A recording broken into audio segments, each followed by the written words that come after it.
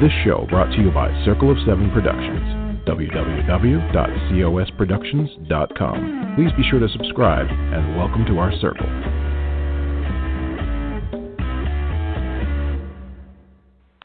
Well, hello, everybody. This is Readers Entertainment Radio, and I am Patricia W. Fisher talking to you about some of the latest releases and some amazing news in the writing world.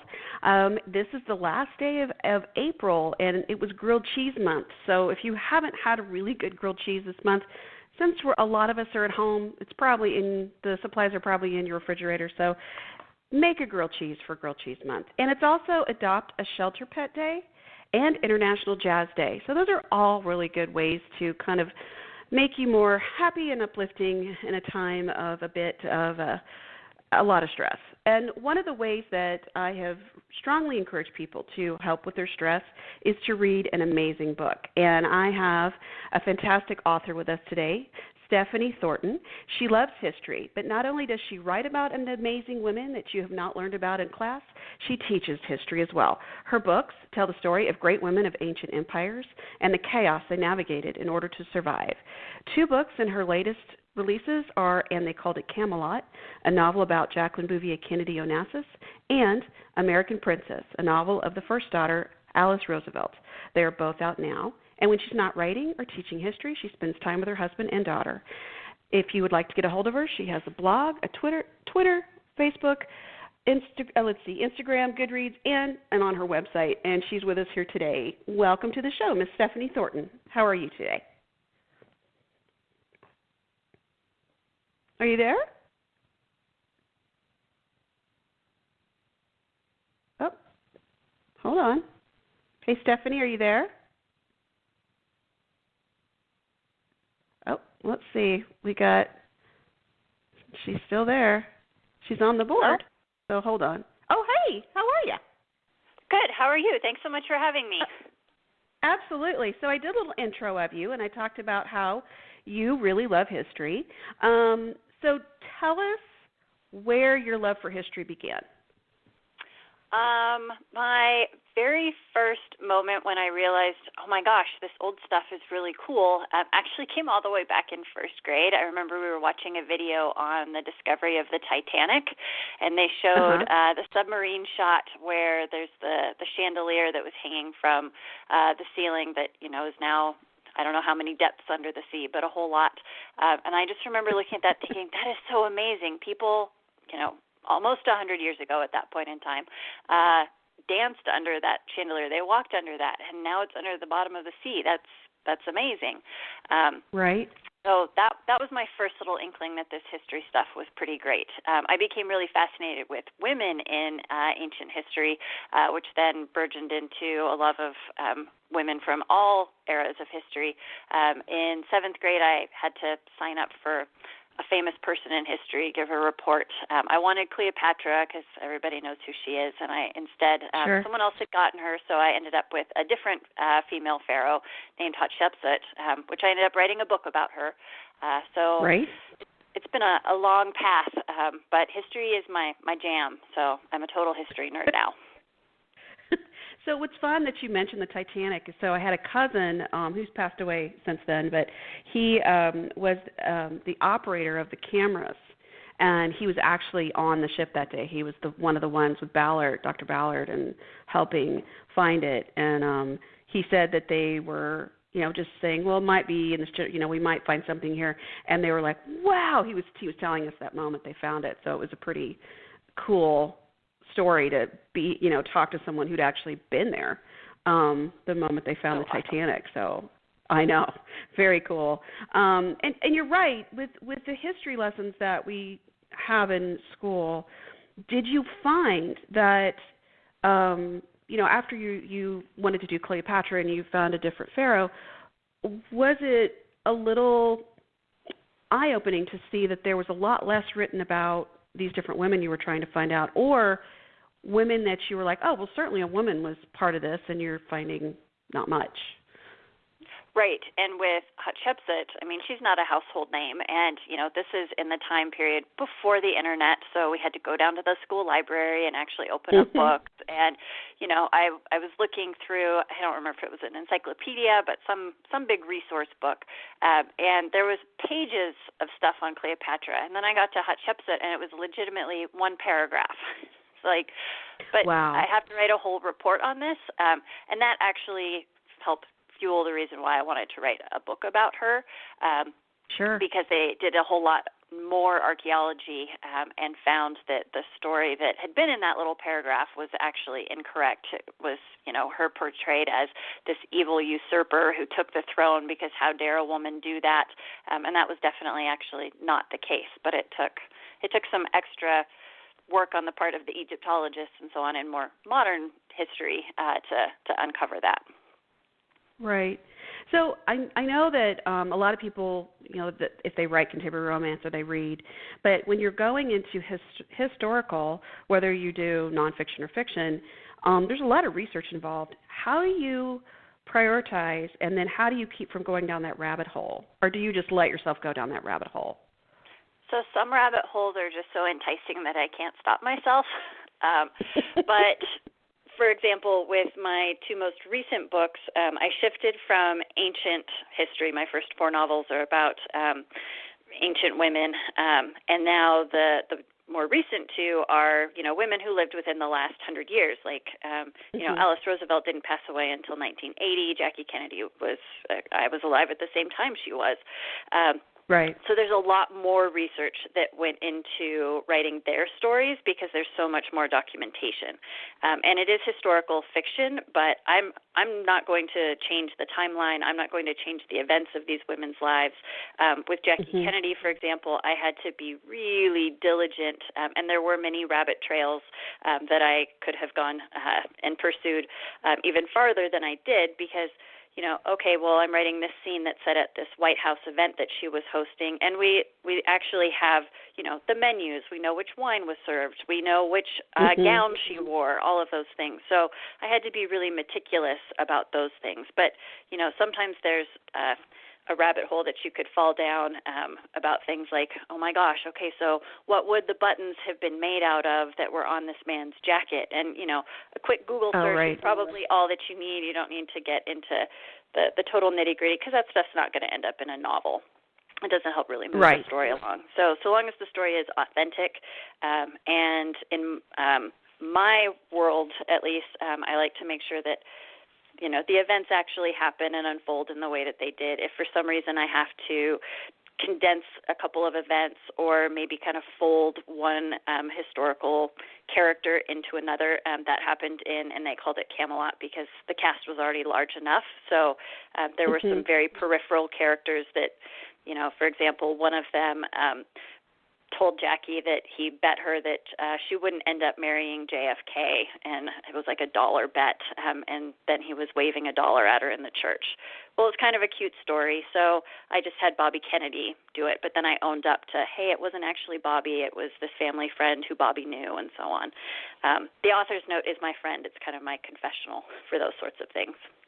Right. Have you, with the different things that you've written, what has been the general feedback from historians and then I know that there's a difference between historians, people who love history, and then readers. What has been your feedback from these different groups? And they called it Camelot. The reader response has been really great. A lot of people have mentioned, this feels like it is a memoir. It's told in first person, as if, Jackie was sitting down and telling you, here's my life. And I did that on purpose because her life was so amazing, and I feel like she is a contemporary of people who are alive today, but there's really just kind of the tip of the iceberg that a lot of people are actually aware of. She was in the car when JFK was assassinated. She had a couple of kids. She married Onassis. That's Jackie Kennedy. Whereas the reality of it is she was so much more than that. Sure. So, yeah, the research really helps with that. And then,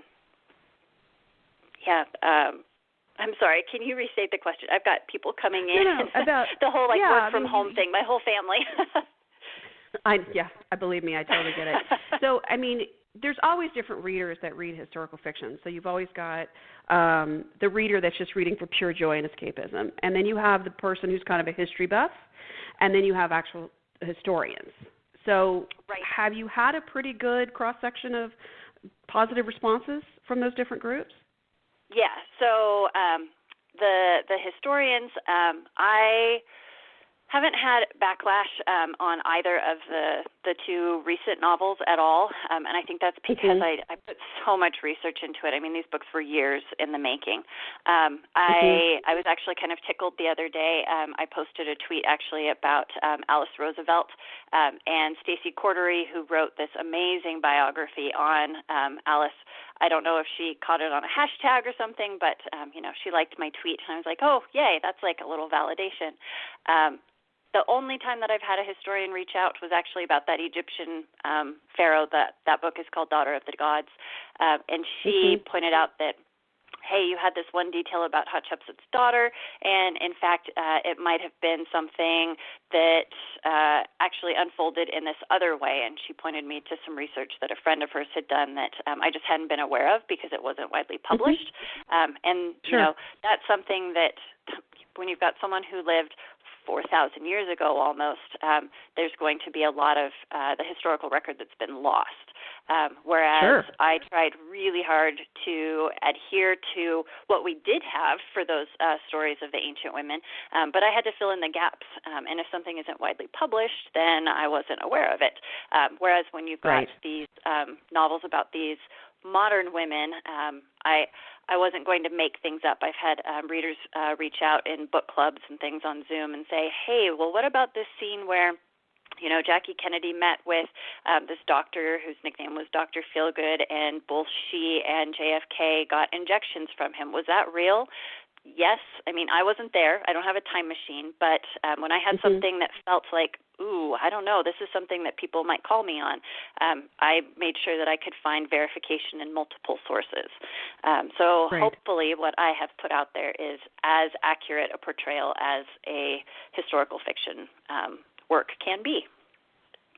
Right. And part of it is you are fighting the image or the perceived image versus the reality. And so it's like filling in those gaps of the fly on the wall type perspective. But, I mean, there are going to be things that you're just, like you're saying, you're going to have to fill in as you go because you weren't, right there the whole time. And you've done so very beautifully. With the book American Princess, I really loved the write-up you had about how Jackie Kennedy had talked about Alice Roosevelt and how she had really admired her, and they'd actually gotten to meet a few times. And Alice Roosevelt was Teddy Roosevelt's daughter, not FDR's daughter. So she was in her 80s when Kennedy became president? Yeah, she was, because she passed away in 1980 and lived to be 96. So she knew anyone and everyone in Washington. And I really enjoyed Jackie Kennedy gets a cameo in American Princess, and then Alice Roosevelt got a cameo in, and they called it Camelot. I loved that the two of them knew each other. And actually, Alice Roosevelt was a really good friend of Bobby Kennedy. So she actually knew the whole Kennedy clan, I felt like. Yeah. It's always interesting to look at people and you're like, man, I had no idea with all these different things. But with what are you calling modern? Are you calling a modern woman someone in the last 100 years, 200 years? What is your general guideline for that? Well, when I say modern history, I think pretty much 20th century. And technically the definition of history is anything that's 50 years or older. So that means that the 70s are creeping up into history, which is kind of crazy. But since my initial foray into writing was, my first book that was published was about Empress Theodora of the Byzantine Empire. So, that's 2,500 years ago. So my perspective might be slightly skewed, but I figure the last 100 years or so definitely fit as more modern.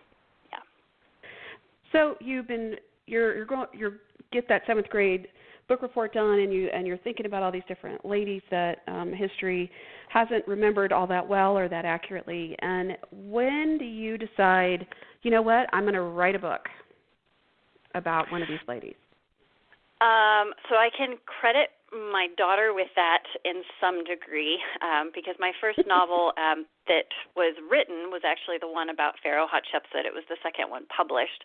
But after she was born, it's kind of like being in quarantine when you have a new baby because you don't leave the house much, and your sleeping schedule is shot to heck. And there were just nights when I couldn't sleep, or she was up and just wanted to be held. And I, at the same time, was reading more about Hatshepsut because that was when some of that new archaeology was unfolding because they found her mummy. And the story that had been in everyone's head about this whole, usurper, evil stepmother took the throne from her stepson, blah, blah, blah, they found, well, that's not actually the case. And this woman lived to be in her 50s, and she wasn't killed off because they hadn't known what had happened to her, and he had destroyed her monuments, but, actually that happened 30 years after she died, so it wasn't in this fit of rage. And I thought, you know what, there's no story out there about this woman who is really one of the pioneers in women's history because she was the ruler of one of the earliest empires in history, and she was incredibly successful. She helped usher in Egypt's golden age. And there were novels about her, but they adhered to the older narrative, which was based on the history that we thought was accurate and correct. And I couldn't get her story out of my head. And it took a long time to write. I think the first 100 pages took me a year. And that is also in part because of my daughter, because, you sit down and you've got this infant, and maybe you can knock out a page or so, and then, I got to take care of her. But I couldn't get that story out of my somewhere head. else. Right. So I ended up eventually finishing that one, and then kind of set it aside because I was back to work and teaching, and stumbled across Empress Theodora. Her story would become The Secret History is the name of the novel that I wrote about her. Because I was kind of annoyed. I was teaching world history at the time, and we got to the Byzantine Empire, which kind of gets shortchanged in American textbooks anyways, but it's Rome Part 2, and there was this single sentence about this woman who had been a prostitute and then marries the emperor, and there's this uprising, and her husband is getting ready, the emperor is getting ready to flee and give up his throne, and she gives a speech and convinces him to stay and saves the empire. He goes on to be Emperor Justinian, who golden age of the Byzantine Empire until a plague hits. And that was it. She got one sentence. I was like, wait, what was her speech? How did she convince all of these men not to flee? This is a pivotal moment in history, and she gets a sentence? A sentence? Really? Yeah. So I tracked down primary sources and actually got the speech and what contemporaries said about her, and realized that there was even more to her story because her contemporaries wrote about really just vilifying her because she essentially was a woman and she was powerful, and the emperor listened to her, and that was unheard of at the time. Right. So from there I just kept dusting off stories of other women in history that people hadn't known about. Now with Jackie Kennedy, for example, like I said, people know about her, but they don't really know the whole story. So that's my goal, is to bring these women's stories to life for modern readers so they can appreciate the things that they endured and sacrificed and overcame. So what has been some of the surprises you have found with your research? I mean, I know that we could talk for hours, I'm sure. But, I mean, what are some of, your top 3 surprises you have found when you've done research on your different fantastic ladies? So the one, I'll start off with a sad one, I guess, that really has stuck with me and they called it Camelot. When I was researching, there were so many things that I uncovered about Jackie that showed me that she had a whole lot of hidden depths. People think of Jackie and they think, she was elegantly dressed. She was there when JFK was assassinated. There we go. But, for example, she renovated the White House into the the monument that it is today. It was in sad shape before she took over. She saved Grand Central Station in New York, which I had no idea about. The Temple of Dendur that's in the Met, she's responsible for that as well because she helped JFK get behind saving monuments in Egypt when the Aswan Dam was going through. So she did all of these amazing things. But then the heartbreaking thing that I found, like, this woman endured miscarriage, stillbirth. She had 3 babies who actually died. JFK is assassinated while she's right next to him. She manages to kind of pick up the pieces of her life. I think she was doing it a lot for Caroline and John Jr. And then, of course, Bobby Kennedy she was very close with, and then he's assassinated. And it was very telling that Jackie Kennedy was the one who had to sign the essentially like the do not resuscitate order to take him off of the machines that were keeping him alive in the hospital because none of the other Kennedys could bring themselves to do it. Like this woman who had endured so much is the one who has to be the one to make this final decision for her brother-in-law. And that was heartbreaking because she and Bobby were extremely close after JFK's assassination. And then, of course, she marries Onassis, I think, in large part because she needed somebody who she felt could keep her children safe because things were falling apart here in America. Right. So that was a surprise. Let's see, as far as other surprises, Alice Roosevelt was full of surprises. My research on her oftentimes had me laughing out loud where my husband would kind of poke his head in from the other room like, what are you laughing about? She, for example, kept a snake in her purse because who wouldn't do that? And she would actually let it run loose at dinner parties in the White House just to see what would happen. Like she was, I don't know, she liked to stir the pot, we'll say. She and Theodore Roosevelt didn't get along in their early days, especially when she is a teenager. The last thing I guess that I'll include on this list as far as surprises go, that she was definitely a media sensation, maybe even one of the very first media sensations. This is turn of the century. She's the president's daughter. Theodore Roosevelt actually had to pay off the press, essentially, to not include photographs of her, for example, like gambling at horse races, because that was not allowed.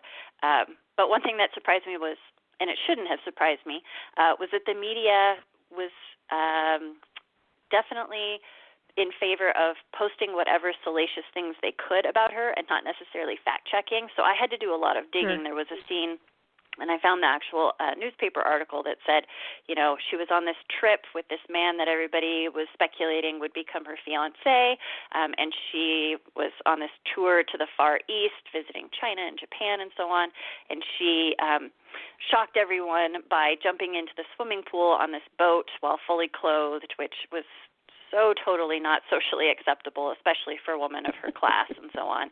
And they reported that she had jumped in with this man that everybody was speculating she was having this romance with, when in fact she didn't jump into this pool with him at all. And it wasn't until I was reading her autobiography that I managed to get a copy of that she mentioned it was this other guy that was actually an old family friend who jumped in after she had jumped in. And I thought, well, wait a minute. And I had to go find the actual article that had been referenced in so many biographies about her. And I thought, okay, so this is the media trying to sell papers. And it is a story that, you know, it was even on Wikipedia. I had to go in and change her Wikipedia page on a couple of things because I found the original sources and said, wait. I'm going to have readers calling me out when I put the real version in because that's not the version that's out there that everyone else can be familiar with, you know, with a couple of clicks. Well, yeah, I mean, yellow journalism was going on for sure, and Hearst loved to sell papers. So, I mean, you've got, you know, whatever headlines will sell those papers.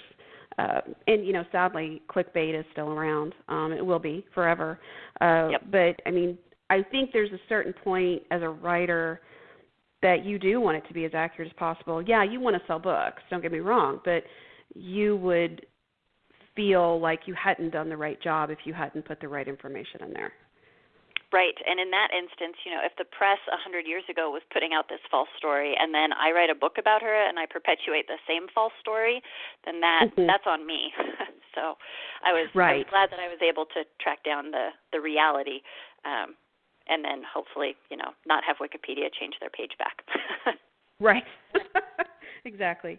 So you have written about, ancient Egypt and the Byzantine era. You've also written about two modern women, and then you have a book also about the wife, or one of the many wives of Genghis Khan. Also, is one of your books, and then Go ahead. Yeah, I went on a bit of a conqueror's kick. I don't know, it was never planned this way, but it seems my books come in kind of sets of two. Not that they're actually linked to each other, but my first two books were about ancient female rulers. My next two books were about conquerors women. So my third book is The Tiger Queens, and that's, as you said, the wife, daughter, it's four women really, who were part of Genghis Khan's empire. And then my fourth book is on Alexander the Great's sister, wife, the mom's in there too. So, and now my last two have been on these feisty American women who were icons in their own day. Right. So what, who haven't you written about yet? I mean, I know there's like tons, but I mean, who are you eyeballing for your next book or two? So my next book is actually due to my editor tomorrow, and that one I reached into obscurity, I guess. There is a woman that I stumbled upon. Her name is Elizabeth Bentley, and she is, again, more modern. She was American, and she was a spy for Russia during World War II.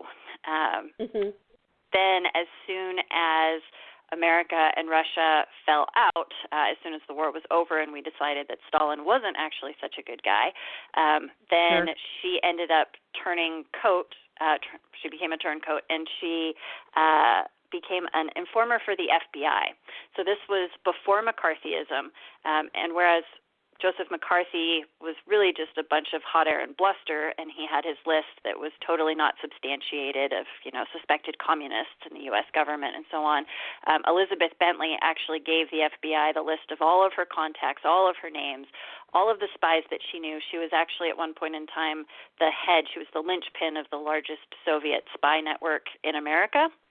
And the FBI knew that she was telling the truth because they had decoded some Russian cables, but they couldn't let anyone know that. They didn't actually declassify that project until just recently. So she went on to testify in front of the House of Un-American Activities and so on.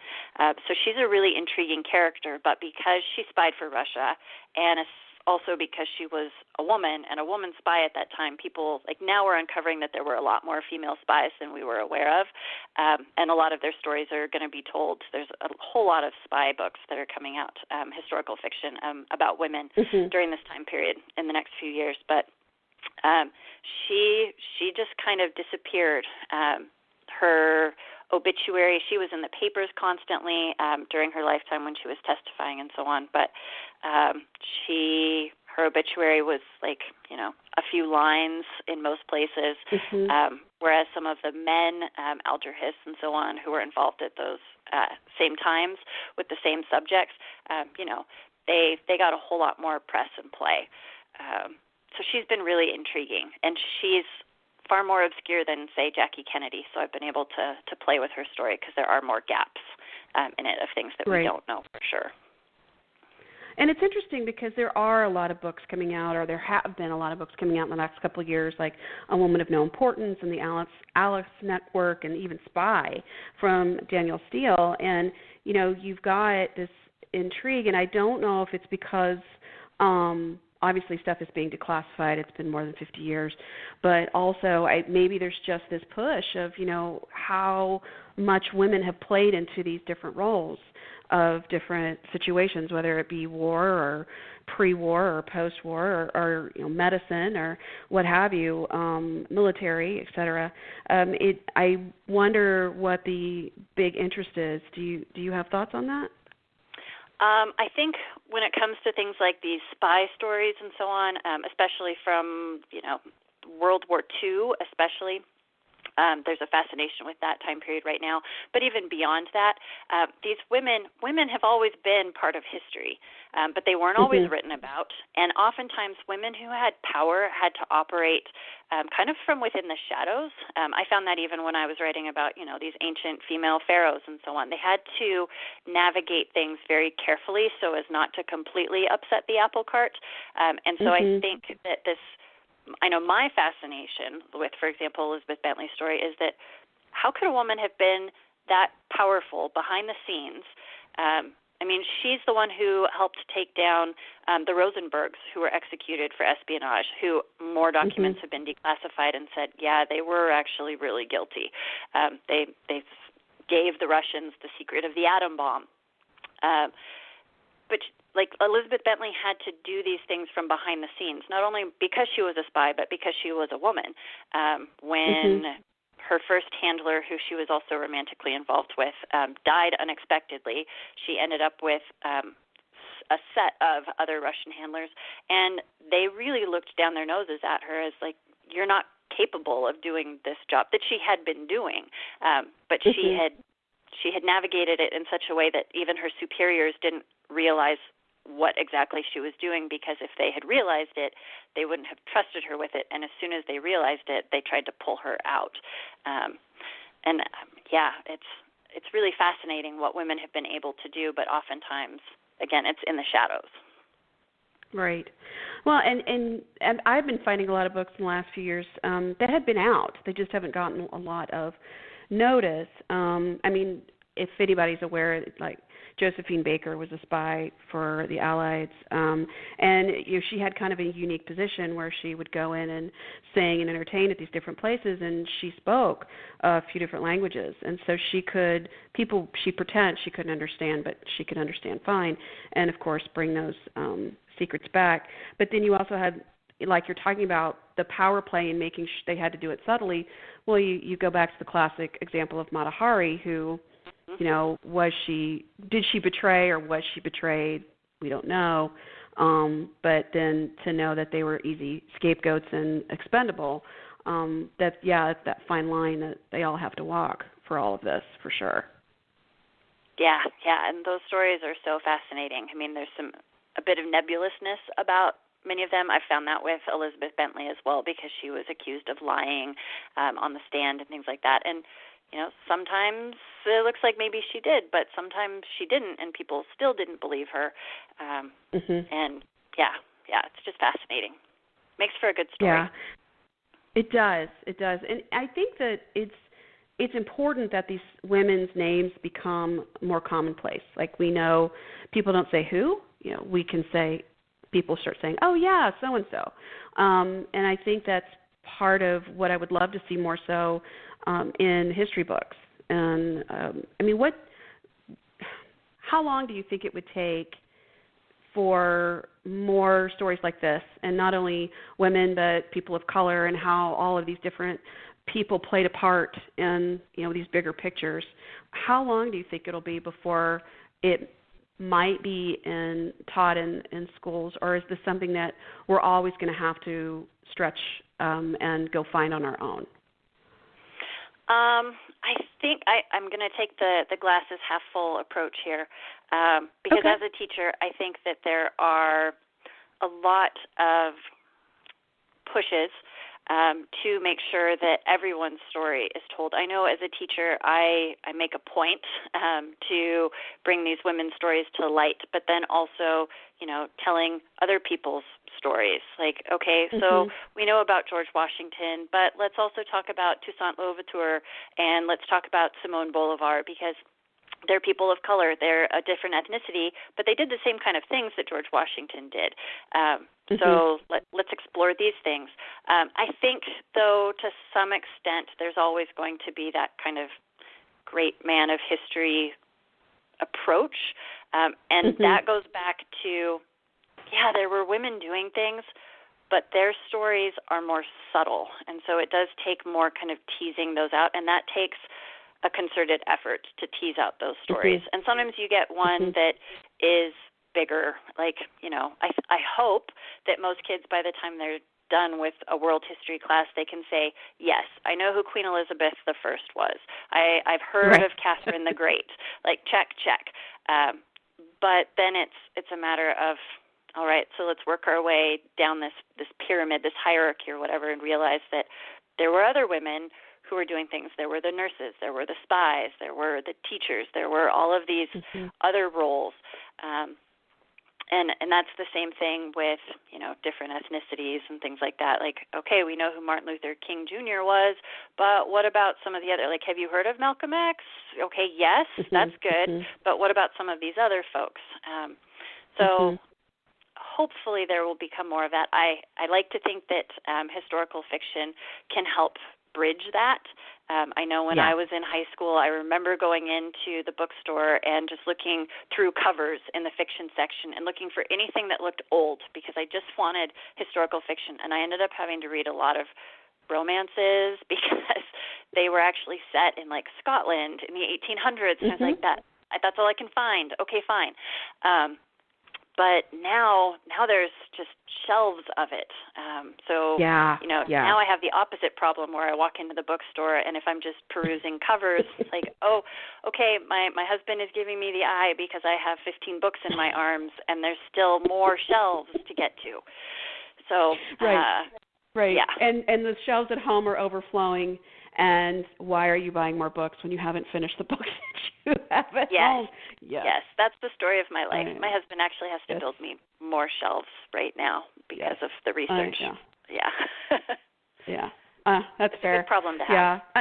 It is a good problem to have. But I think, too, and going along with the glasses half full moment, our thoughts there, the Internet is there and the amount of information is there and projects are becoming more mainstream. I mean, would you have thought 5 years ago that, my kids would be walking around singing about the American Revolution from a musical? No, they wouldn't have. But now they know these characters in history because of one guy who decided to write a book about Alexander Hamilton and then this other guy who liked the book and wanted to make a musical. And so you've got all these different resources now. And people are wanting the stories. They're hungry. So you can't teach it all in school because sometimes it's just, I'm sure, is a struggle for a teacher, and you can probably know this far more than I. You can only teach so much in 45 minutes, and stuff that will stick.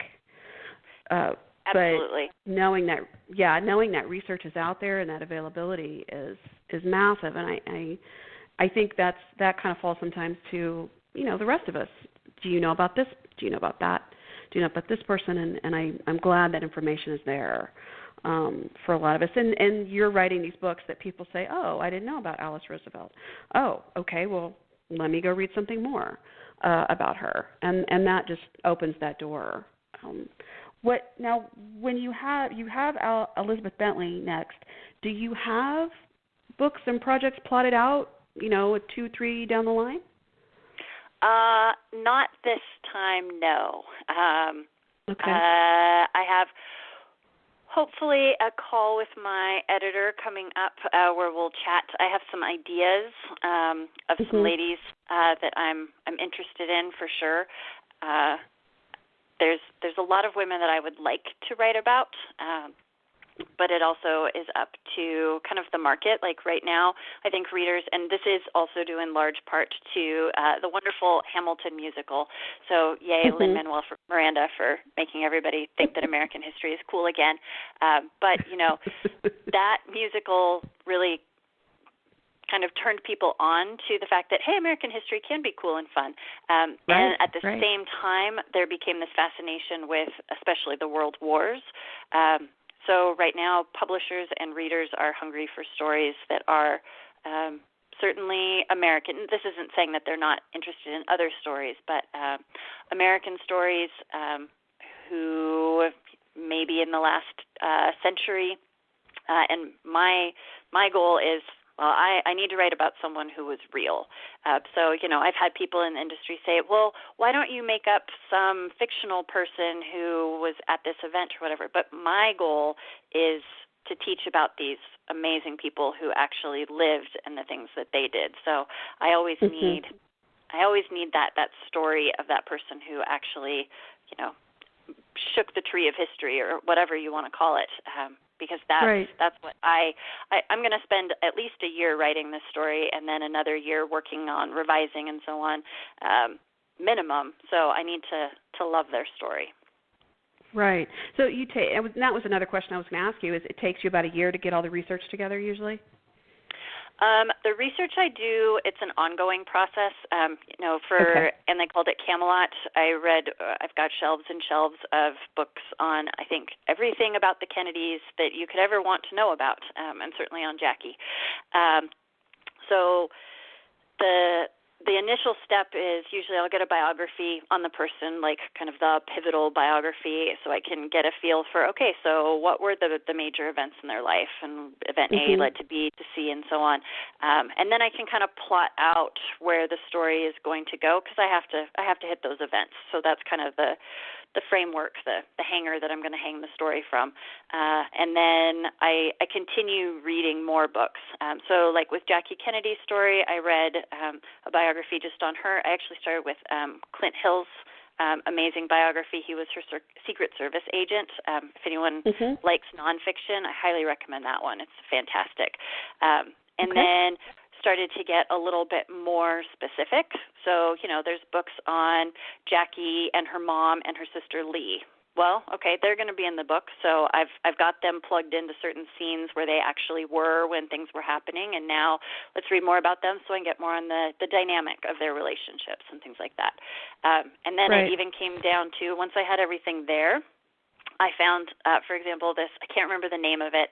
I think it was written by one of the Gabraves, who was actually with Jackie when she did her trips to Europe and then also to India and Pakistan. But it's almost like a children's book. So it's a picture book, and it's got, what Jackie Kennedy was doing in this picture.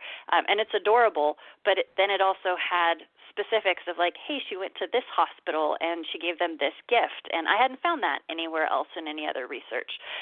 So I just keep researching all the way up really until my editor says, you cannot make any more changes in this manuscript. It is now done and going to press. No more. And that's really the fun part. Right. And how does that work for pictures? If you you just credit where you found the pictures? Do you reach out to those photographers? How does that work? So none of my novels to date, but I'm hoping that this will change with the Elizabeth Bentley novel, which is tentatively titled Clever Girl. So I haven't had to get permission because I'll just reference the pictures and then, transform what I'm seeing into words in the story. Okay. However, I thought it was absolutely fabulous. Another great recommendation for a book for any of your listeners, The Fountains of Silence by Ruta Septis. I'm not sure if I'm pronouncing her last name right, but her most recent novels, The Fountain of Silence, is on the Spanish Civil War, right before World War II, and it has photographs in the back, and it also had primary source documentation, little excerpts that she took out that started each chapter, and I absolutely loved that because I have had readers ask me, well, why can't you just include pictures, at the start of every chapter or whatever? And for a subject like Jackie Kennedy, that was something that it would have been fun to do, but I know there's some legal issues too, especially since this one was written in first person, and I didn't want readers thinking that it was actually, Jackie Kennedy writing this, telling this. Once you start adding pictures, it almost starts to look more like a nonfiction book, which sometimes you can get away with, but not in that instance. So I didn't want to misrepresent anything. Right. Well, thank you so much for being here today, Stephanie. This was just a wonderful, wonderful talk, and so we're looking forward to hearing about your next book, and hopefully you'll get your edits in tomorrow, so good luck with that. Thank you. Fingers crossed. And thank you so much for having me. This was a lovely break in my work from home day. Oh, I'm so glad. Please come back when your next project is out. Oh, I would absolutely love to. Thank you. This was Readers Entertainment Radio. I'm Patricia W. Fisher. Been talking with author Stephanie Thornton, whose 2 new books are out now. One, the first one is And They Called It Camelot, a novel by Jacqueline Bouvier Kennedy Onassis, and the other, American Princess, a novel by first daughter Alice Roosevelt. And if you'd like to get a hold of Stephanie, you can check her out on her website, Twitter, Goodreads, Facebook, and Instagram, and all of those links are in the write-up of the show. Keep on reading, friends, and stay safe. This show brought to you by Circle of Seven Productions, www.cosproductions.com. Please be sure to subscribe, and welcome to our circle.